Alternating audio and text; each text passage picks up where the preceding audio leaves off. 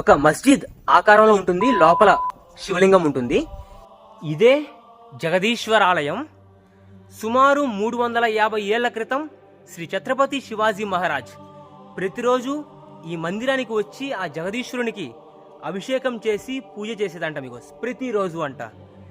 ఇంకా యుద్ధాలకి వెళ్ళేటప్పుడు ఇంకా ఎక్కువగా పూజలు జరిగేటవంట ఈ జగదీశ్వరుని మందిరంలో. మనకి ఈ జగదీశ్వర ఆలయం చూసుకుంటే ఎలా ఉందంటే అమిగోస్, సేమ్ టు సేమ్ ఒక మస్జిద్ ఆకారంలో అయితే కనిపిస్తూ ఉంది. చుట్టూ అలానే ఉంది. ఆ రోజుల్లో మొఘల్స్ ఏమి చేసేవారంటే ఈ కోటల మీద పదే పదే తరచుగా దాడి చేస్తూ ఉండేవారు.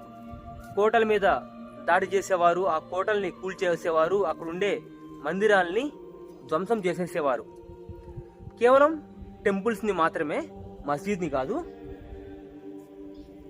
అందుకే ఈ టెంపుల్ని ఒక మస్జిద్ ఆకారంలో అయితే కట్టారు అమిగోస్.